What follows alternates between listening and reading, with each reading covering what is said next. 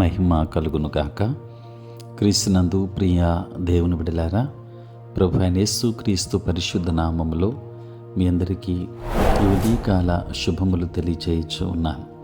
ఈ దినమంతయు మీకు మీ కుటుంబానికి దీవెనకరముగాను ఆశీర్వాదకరముగాను దేవుడు అనుగ్రహించాలని మీ కొరకై ప్రార్థిస్తూ ఉన్నాను.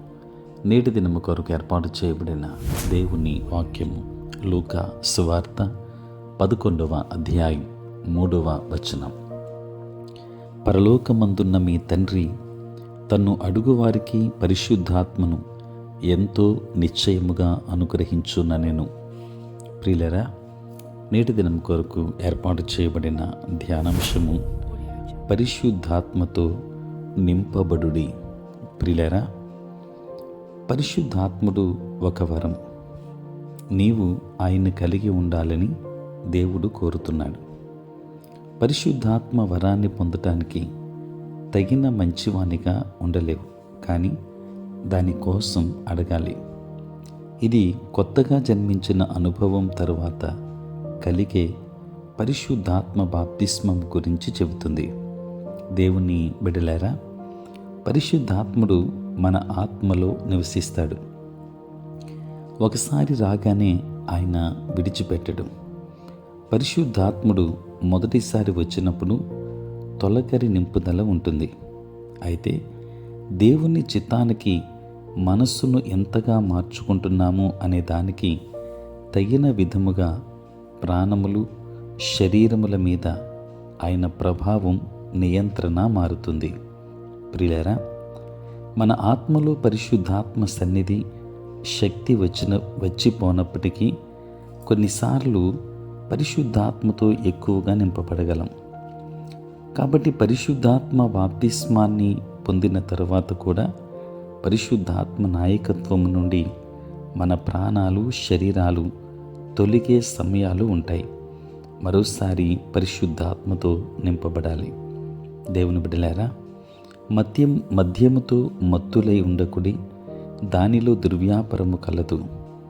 అయితే ఆత్మపూర్ణులై ఉండుడి అని ఎఫెసీ పత్రిక 5వ అధ్యాయం 18వ వచనములో విశ్వాసులు ఆజ్ఞాపించబడ్డారు.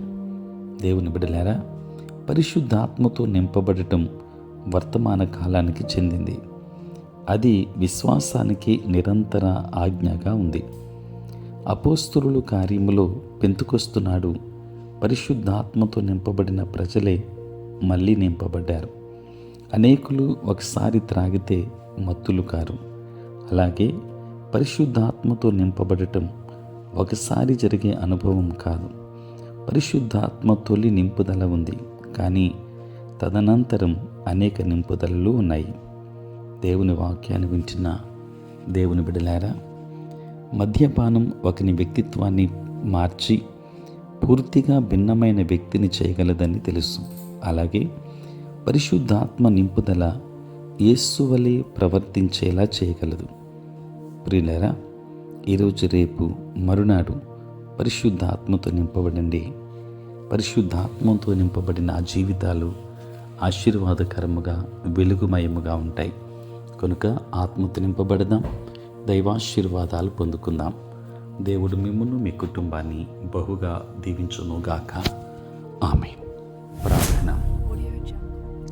పరిశుద్ధుడైన తండ్రి, ప్రేమ కలిగిన ప్రభువా, మీ పరిశుద్ధ నామమునకే వందనాలు, స్తోత్రాలు చెల్లిస్తూ ఉన్నాం.